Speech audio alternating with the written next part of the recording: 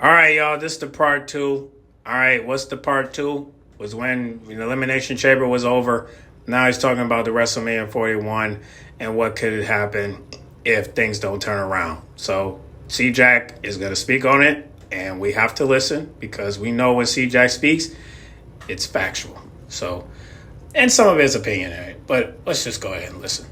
We're so back! We're so back! Mania 41 has been saved! Stop. Okay, stop the nonsense. WrestleMania 41 season has not been saved, and neither has the PLE itself, and I'm going to discuss reasons as to why. But before I get into those reasons, I do have to address, yes, I did enjoy the Elimination Chamber, as I said yesterday. I gave it a 7 out of 10, because I thought it was a pretty solid PLE that had multiple very good to great moments, including that epic heel turn that was good for the segment, but the fallout of it and the future of it may not look so bright depending on how the booking is. We're going to discuss that in a couple minutes, of course. A couple seconds, I should say, of course, right? And for the record, yes, okay, I was wrong.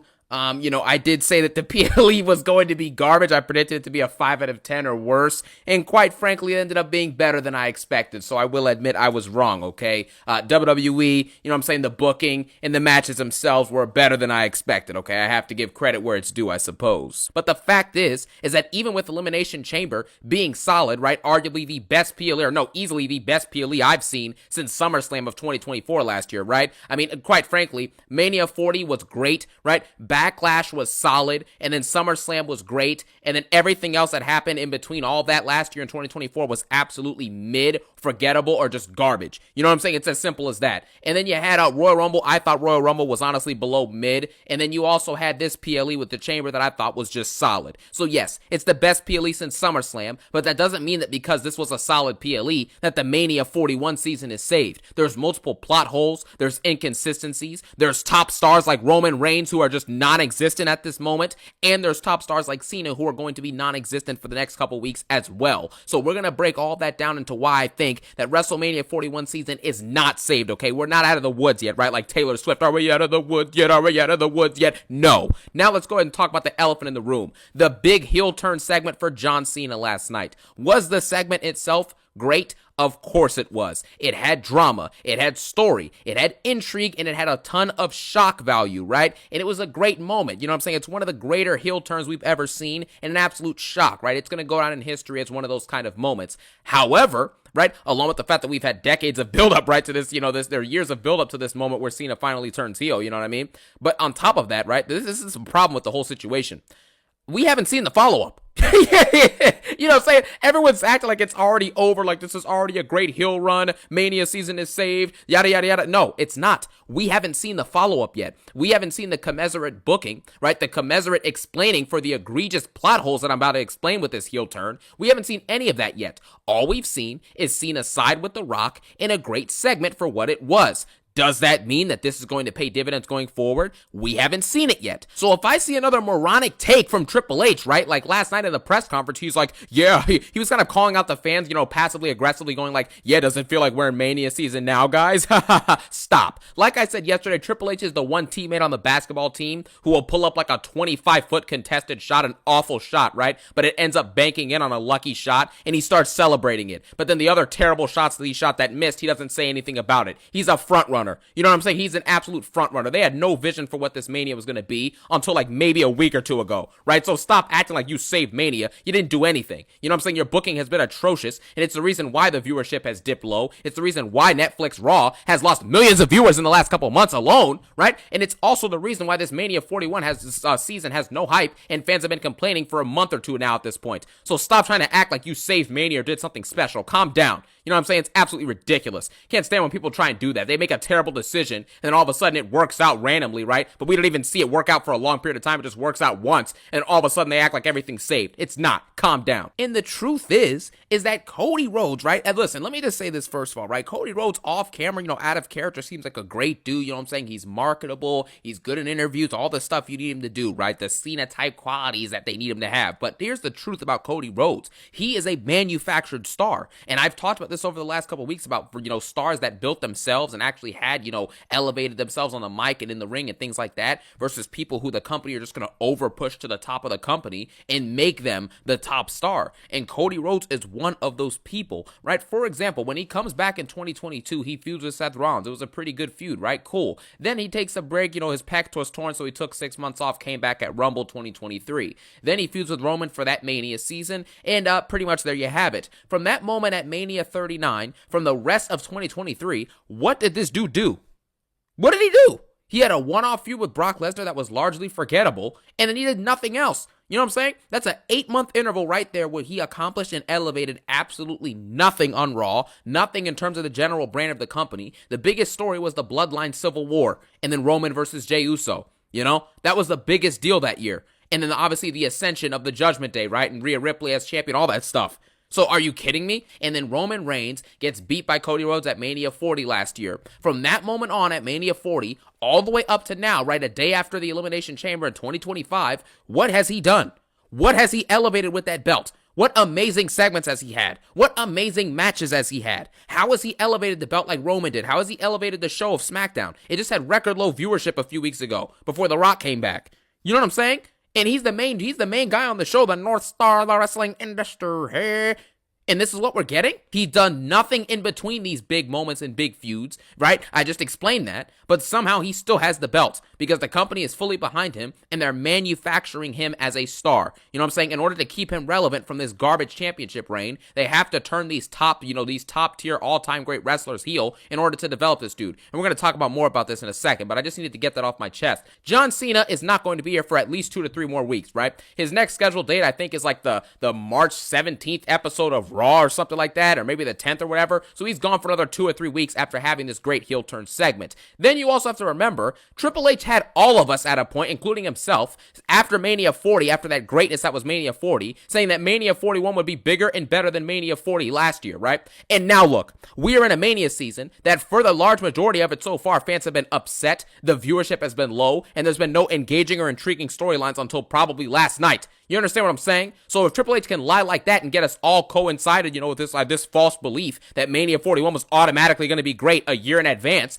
then how in the world can he not, do the same thing this year, right? We have a decent looking segment, a great segment, right, that gets us excited and then ends up blowing over and being bad. Do you understand what I'm saying? This is a desperation station move because Cody Rhodes is one of the worst WWE champions of all time, and he is arguably the most protected babyface of the last decade or so of wrestling. Yes, even more than Roman Reigns was booked by Vince, because the thing is with Cody Rhodes, right? In 2022, they had Seth Rollins go on this massive heel arc, right? One of their top stars, Seth Rollins, goes on a massive heel arc and loses 3 times straight to Cody to protect him, you know what I'm saying, and build him up as a top babyface. Then in 2023, you had Brock Lesnar and Roman Reigns feud with this dude and had Brock Lesnar turn heel in order to be an adversary to this dude so that Cody could beat him and look better because of it. Then 2024, you had Roman Reigns, the biggest heel in the company, feuding with him, and then the new biggest heel in the company, the Final Boss Rock arc, which was incredible. You had him feud with Cody Rhodes, and then had Cody Rhodes overcome both of them. You know what I'm saying? And now in 2025, you have objectively the greatest of all time in John Cena. Now he's siding with the Final Boss Rock to turn heel against Cody again. So year after year, you have these all-time great wrestlers who are turning heel in order to elevate this guy. So now at this point, you're basically admitting Cody is not that guy, because on his own, we've seen what he's done in his last 10 to 12 months of the title reign. He's had, 6 defenses in 350 days? At this point, nearly a year it's going to be soon. And he's had 6 or 7 championship defenses. He's barely wrestled. He's cut basically no good promos on the mic. He maybe has 1 or 2 memorable good promos over the last year. You know what I'm saying? Of being champion. So why in the world are we pretending like this dude is some superstar? He doesn't wrestle. He doesn't wrestle when it actually matters, right? He doesn't cut any good promos. He's not elevating in the division. He's not elevating any stories. And viewership has only plummeted while he's been champion. So that's why year after year, they're making these top stars turn heel against him in hopes of elevating this guy from the bad character and the bad champion that he truly is. Once a jobber, always a jobber. That's why he was Stardust at a point, right? He overcame that, which is great for him, you know what I'm saying? But now it's the same thing, right? He's not doing good as champion, so now Cena has to turn heel to reignite and put energy into this dead Mania season. And that's the true story of what happened. It was a desperation move, right, for the company in order to try and get some hype reinvigorated inside of this Mania 41 season. But the problem is that with John Cena barely showing up and this heel turn making zero sense, which may I add, right? This is the reason this makes no sense. At Mania 40, John Cena came out and helped Cody Rhodes win that championship and got rock bottomed by The Rock. Months later, he comes back now, right? And he wins the Elimination Chamber clean. Wins the chamber clean by making Punk tap out or pass out, I should say, in the STF after Rollins kind of aided him by hitting the curb stomp on Punk. And that's what happened with that situation. How is it possible that John Cena, who won clean, has all the money, all the success, the similar Hollywood success to The Rock, all that stuff, right? Well, I guess he's not as successful as The Rock, obviously, right? But you get the point. He's got the Hollywood success to an extent. He's a big global star. He's made a bunch of money. He's a 16-time world champion, all of these things. It's John freaking Cena, right? The objective GOAT in the history of WWE. How in the world does this dude now need to sell out and sell his soul to The Rock? For what reason? Do you understand what I'm saying? This is someone you were just getting rock bottomed by months ago and helping Cody win the belt just to turn on Cody and side with the dude that rock bottomed you, and you haven't interacted with that dude since, at least in front of us on screen, right? It doesn't work. The only reason you can justify for this is, he wants to win his 17th championship. And?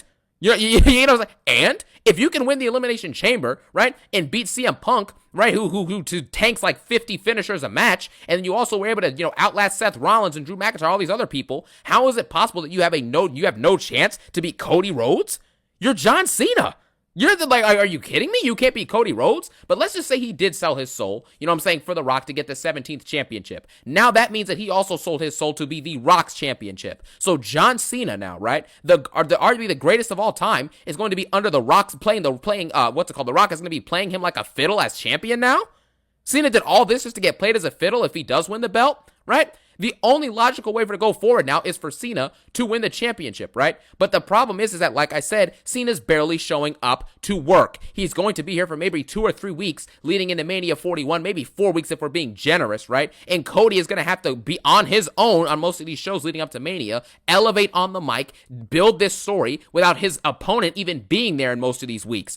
Is he really capable of doing that? Because he's shown in the last 10 months in his feuds with Logan Paul, AJ Styles underwhelming and not good. Kevin Owens was a boring and monotonous feud that became really stupid at a point. And then you also had his feud with Solo Sikoa, which was garbage. And you're telling me that same guy is now going to build us an A+ level feud for Mania 41? Really? That's what we're doing now? Does anyone really believe that that's going to happen? Probably not. And now we also have to account for where is The Rock going to be, right? Where is John Cena going to be in the meantime while they're not on the show, right? And Cena's going to have to come back as a heel and explain himself and what he's done. And then Cody's going to have to elevate it too and go on the mic with Cena one-on-one. It's not going to be a good for him. Cena's much better than Cody. And last night, even after Cena turned heel, the crowd was cheering him. So who's to say that when Cody and Cena are in the ring in Cena's last year in the company, that Cena will not get bigger pops and bigger reactions than Cody, even if he's a heel? And then that'll make Cody look really bad as champ and really bad in general as a face. Because then Cody will probably have to turn heel later this year at that point, right? So it's not a set stone deal that this is going to work. So stop saying that Mania 41 season is saved because John Cena is heel. The next reason that people, need to stop saying Mania 41 season is saved is because Roman Reigns is not playing a role at all in this Mania season. His next scheduled date to be on TV is March 21st on SmackDown. And that's just, it's not acceptable, right? It just isn't acceptable. Roman Reigns is the face of the company, right? The biggest star in the company, right? And you mean to tell me that he's not going to show up in WrestleMania season until the 21st of March, which is about exactly a month away from Mania 41. Are you kidding me? And I've heard, we already have heard that, the ideas of them doing a triple threat feud, right? A triple threat match for Mania 41 with Roman, Rollins, and Punk. But this is stupid, and everyone already knows this. Roman has zero beef with CM Punk, or at least he shouldn't. And Punk has zero beef with him. You know what I'm saying? They shouldn't have any beef with each other. It's so forced, you know what I mean? They helped each other at Survivor Series. They shook hands after that match at Survivor Series and clearly were on solid terms and had no problems with each other and haven't even interacted since then. But somehow, some way, they haven't interacted since, and we're supposed to believe that in, Roman Reigns showing up for March 21st and March 28th, and then who knows after that, he's going to show up for maybe 3 or 4 episodes, and in those 3 or 4 episodes, he randomly hates a guy now? For what reason? Punk has costed him nothing. He's done nothing to him. Roman's done nothing to Punk. Where is that element of the triple threat even coming into play? Right? That story thread has yet to be developed, and we're going to have to develop all of that in a 3-week time span with 2 shows? Like, is this a joke? Right? This Mania season is still not going to work from a story and narrative perspective, and we're not even done yet. I haven't even gotten to the other cataclysmic issues that are dealing with this Mania 41 season. But back to the Rollins, Roman, and Punk situation, right? CM Punk, number one, hasn't interacted with Roman, like I said, but the fact is that Rollins is the only one out of these 3 competitors who actually has a problem with either competitor. Rollins has a long-standing beef with Roman, as we all know, with the Shield stuff and the backstory, even last year having to, be Cody's Shield to help Roman lose that match and take the title from him and end the quote-unquote tyranny, as he called it. And then he also has the long-standing beef with CM Punk, but the problem is, he's been pinned twice by CM Punk. He got jobbed out on Raw and Netflix. He hit Punk with like 2 or 3 pedigrees, right? One on the announce table and a couple in the ring, I think. He hit him with like 2 stomps, and he hit him with a GTS and a superplex, and Punk hit him with 2 GTSs, and Rollins was already knocked out and done and pinned easily clean in the ring. So how is Rollins going to talk back to that same dude who destroyed him on Monday Night Raw on Netflix? And if they do this triple threat, they're probably going to have Punk call in a favor or something with Heyman, and Heyman will turn and help Punk win the match. Punk's dream was to main event Mania and win a championship, not main event Mania night 1 in a meaningless triple threat match and win against 2 people who have no bearing on anything he's doing.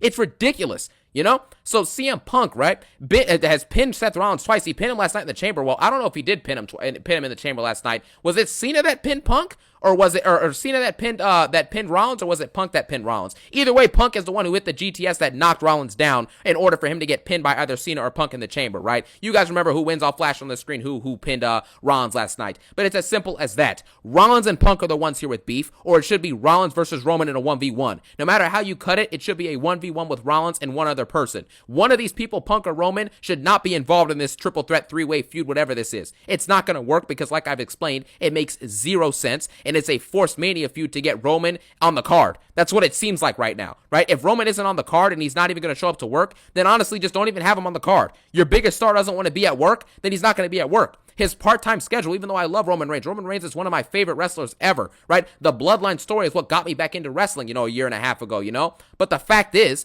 that this is a disaster. It just is. His schedule is not conducive to building great feuds and great stories right now, and Triple H's booking of him has been kind of nerfing him. He doesn't have the same impact and aura that he had before, right? You look at the return of SummerSlam that he had, right? Up until like Survivor Series, up until that point and back, peak. You know what I'm saying? Peak Roman Reigns. You get what I mean? But after that, something has just been missing. He hasn't been showing up to work. He hasn't been booked in any engaging feuds. Solo Sikoa stinks as the tribal chief, even though he was trying and he did improve as it went along, but he wasn't good, right? Jacob Fatu has clearly outshined him and is more over with the crowd now, so that's pretty much done. Solo, after he loses to Jacob Fatu at Mania, probably will likely never be seen or heard from in that type of, upper mid-card, upper main event scene ever again. So it's just a sad deal. I need Roman Reigns' greatness to be reinstalled and refurbished. But maybe if John Cena wins the championship, maybe Roman will be the guy to take it from him, and then you get Roman versus Rock for the WWE title at the following Mania. Or maybe Roman's taking this long break so he can eventually be a full-time world champ later this year. I don't know. But at the end of the day, this schedule right now has been a disaster, and it really is taking away the joy of Mania and the joy of seeing a great, talent like Roman Reigns just not on the show. So that's just the way I feel about it. Also, on a side note, this Drew McIntyre, Damian Priest feud situation that's obviously going to be set up for this Mania, this is ridiculous. Drew McIntyre is now one of the biggest, if not the biggest jobber in WWE, right? Because everyone who's been around at his length in this company, right? And specifically, the total years he's been, he obviously left and came back, but all of his total years in WWE, right? The year he just had with the good feud with Punk and the good Hell in a Cell match, all that stuff. And now you look at where he's at now, feuding with a bona fide jobber in Damian Priest who will never win World Championship gold again, is just... I wouldn't say never. I just don't think he'll be able to get it as long as The Rock is in control of the title, based off of what the segment is with Cody, you know what I'm saying? Segment. So, I don't think anybody's going to get a title shot. I just don't think so. It's not just Damian. I don't think anybody's going to get a title shot. I just don't think so. You're better off get a title shot against Jay, if you ask me. It's embarrassing. Drew McIntyre, I can't stop thinking about Punk, and he is just an absolute jobber.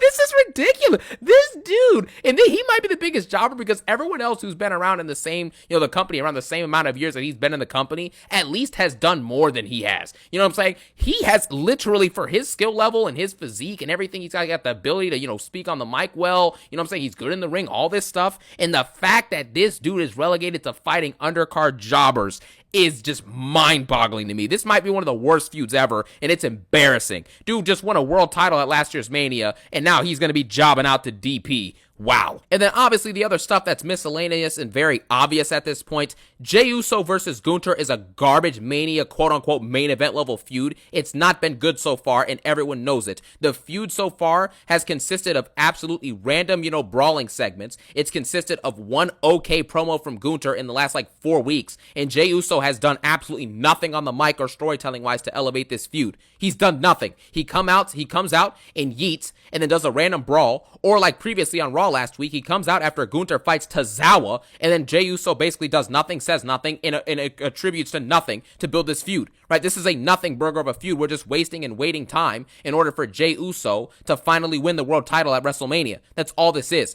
Gunther's reign has sucked. He's barely been showing up. He's barely been wrestling, and now him and Jey are there, and Jey's not even doing anything on the mic to develop the feud. So I just don't understand. You know what I'm saying? They doubted me, Oos. I won, Oos. I'm gonna beat you, Oos. Yeet. Like, what? That's all you have to offer for a world championship level feud at Mania season? Are you kidding me? I still would like to see this match, though. And then Charlotte Flair and Tiffany Stratton sucks right now too, right? Charlotte Flair has done more interviews backstage with Byron Saxton and freaking Wade Barrett and all these other jobbers than she's done with anything in the ring or on the mic with Tiffany. Her one promo with Tiffany like about a month ago after the Rumble, I thought was decent. But since then, nothing has happened. We just wasted a month. Literally, they just wasted a month of Tiffany and Charlotte's feud. That's what they did. They wasted it. And it's as simple as that. They should have done Charlotte versus Rhea. That would have been a match right there. And then Bianca would have just faced Tiffany. But they didn't do that, so... I wouldn't say it's a waste, but it's what the people wanted, They want Charlotte versus Tiffany. Good luck, Tiffy.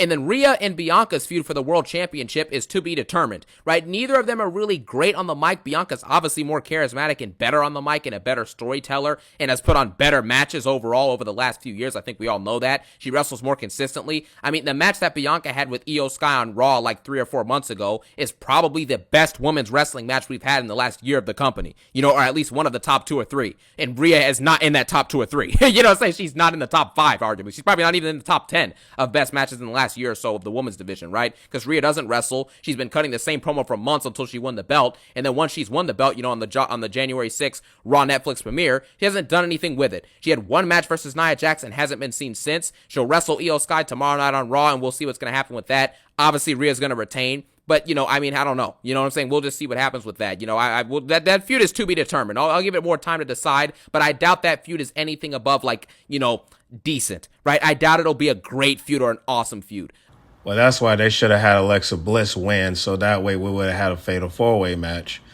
But instead, y'all had Bianca win, which I'm not mad at all. As long as it's not Liv Morgan, I'm not mad. But, however, it should have been Alexa Bliss, though. It would a fatal 4-way match for WrestleMania, that would have been awesome. But we can still get a triple threat match. It just won't be Liv or Alexa. I hope Liv doesn't get involved because, like I said, she could beef with Alexa. That's twice that they've been teasing their rivalry, upcoming rivalry. So I say have Alexa and Liv go at it at WrestleMania, okay? She'll get a title shot at SummerSlam. Just have her focus on that shit, all right? I'm rooting for Bianca and Rhea, and hopefully Io Sky will get involved, so it'll be a triple threat match, hopefully. Then you have the tag team division is absolutely dead. Everyone already knows this. There's no point of wasting our time on it. It's dead and buried. You know what I'm saying? Last night, or a couple nights ago on SmackDown, the whole tag team, feud segment where they were all brawling with each other on SmackDown with the Profits and DIY and Pretty Bummy and Garza and Motor City Machine Bums. It's just not going to work. They're all uninteresting. The Street Profits are interesting, kind of. They have charisma. They have talent. I've said the same things about Montez Ford for months and nothing's changed. So at this point, I've accepted their fate. Even if they win the World Tag Team Championships, the tag team division is dead on both Raw and SmackDown unless the Hardys go from, being on NXT and the random NXT TNA crossovers and go to the main roster. Unless that happens, I don't know what else can revive this tag team division right now. It's not working, right? It just isn't. Montez Ford and Angelo Dawkins are clearly the best tag team, and they're saddled down as being jobbers for months. So I have nothing to say about this anymore. The tag team division is dead, and everyone knows it. The mid card is never used in either division, right? In the mid card women's division, it's the same stuff. It's the Michin versus Chelsea Green title. That's all it is. Look at Chelsea Green's matches since winning the U.S. Championship.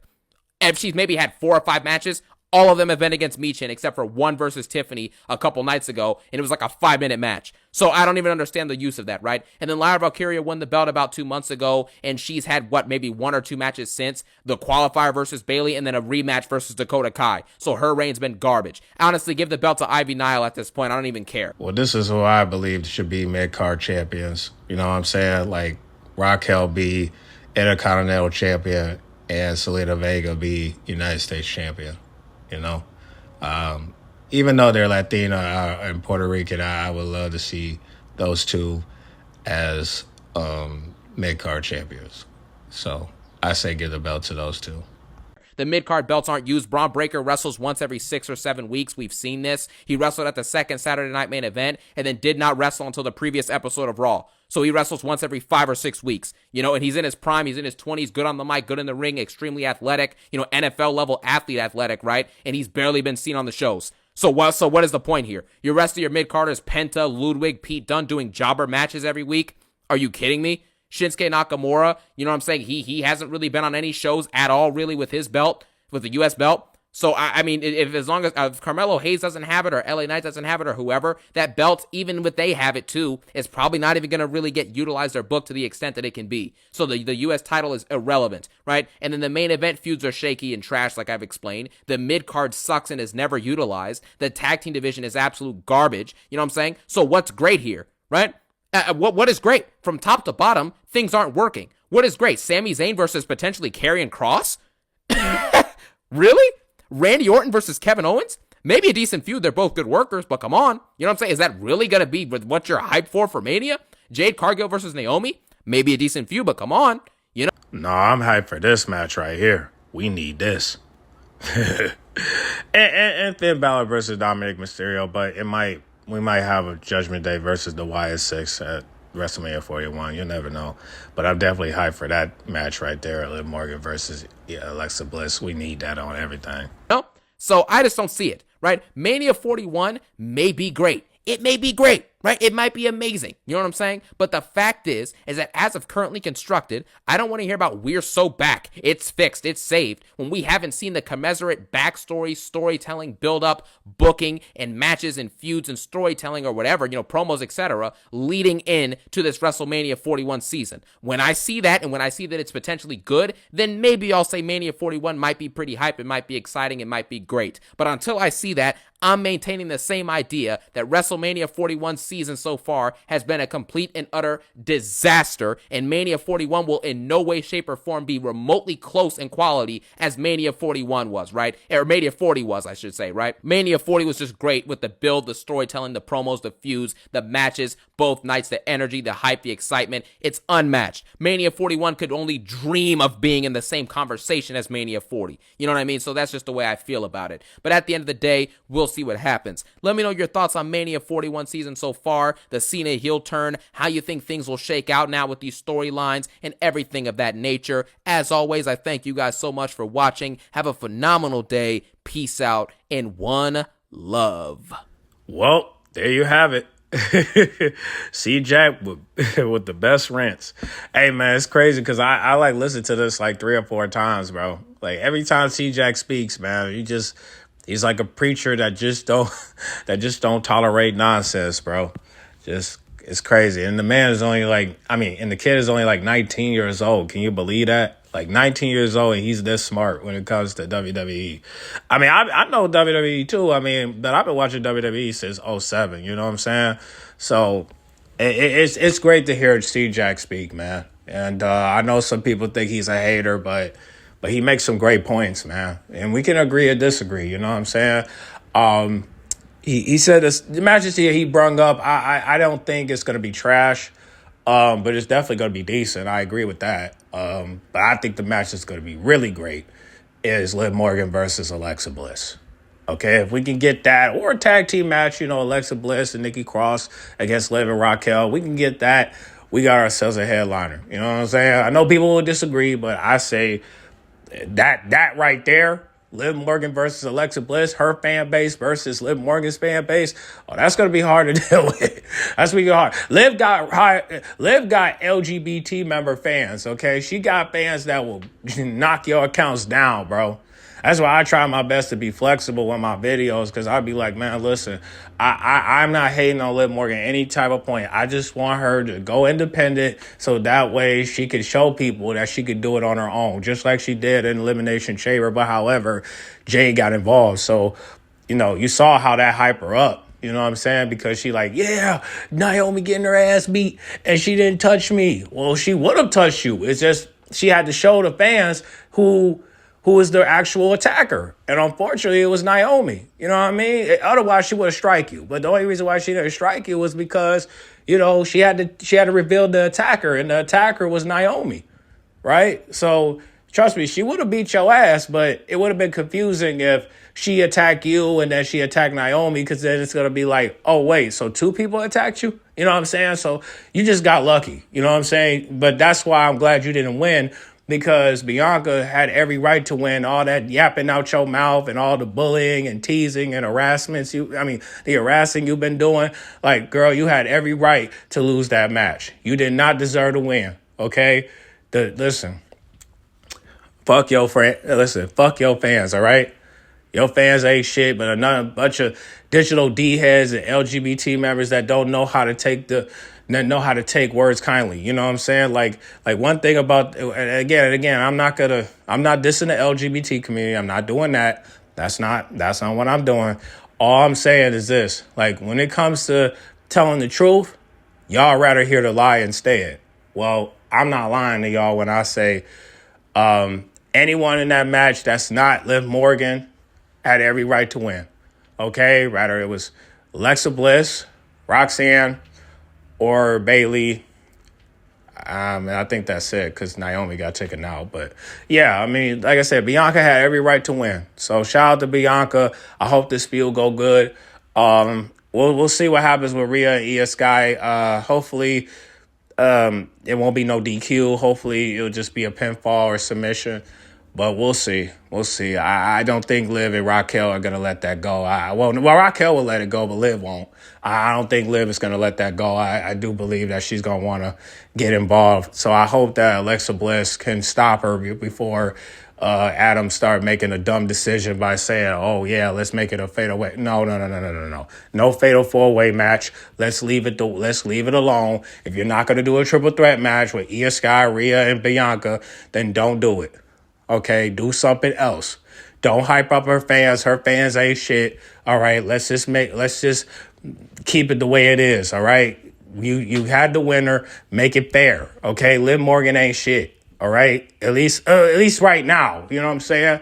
But when we get to SummerSlam and she's at her hometown, then we'll root for her. But until then, she needs to focus on them tag team titles. So I say focus on that, while everything else we'll get later, okay? We'll get to the single title later. You don't got to be... I'm telling you, man, I hope Alexa Bliss stop these two, because I'm telling you right now, man, if Liv and Raquel get involved, bro, I need Alexa Bliss to do something, okay? Please, all right? Stop, okay? We don't need no changes, all right? Just make it the way it is, please. All right? Liv Morgan don't deserve that win. You know what I'm saying? Like, she didn't... Listen... People say she was the highlight of that match. Bullshit. Alexa Bliss was the highlight of that match. Well, actually, 3 of them were. So it's just like, make it fair, bro. 3 of them were. Bianca, Alexa, Liv, they both killed. All 3 of them killed it. But at the end of the day, Alexa Bliss should have won that match. But I understand the tease. So I say let's have Liv versus Alexa Bliss. So that, she'll still able to compete at WrestleMania. It's just she won't win for the title. It just be for the tag team titles, or it could just be a single match. It don't matter. As long as we could just as long as it's Alexa Bliss versus Liv Morgan, we good. Everything else, don't play, Mo. Don't play. Okay? Stop playing. All right? Liv Morgan don't deserve a title shot. She deserved to face like right now she has a tag team push. Like I said, if you giving her a tag team push, then why are you pushing her to go single again? Like, stop it, bro. Make it make sense. You know what I'm saying? So hopefully we'll see a tag team match at WrestleMania. Because like I said, you got those titles, defend them. Okay, stop playing. All right, so get on the comment box and make sure you guys like, comment, subscribe. I'm still rooting for WrestleMania 41 just because of that. And then maybe we'll see Finn Balor versus Dominic Mysterio. Otherwise, we'll see the Judgment Day versus the YS6. How about that? All right, so y'all comment down below. Let me know what y'all think about this video.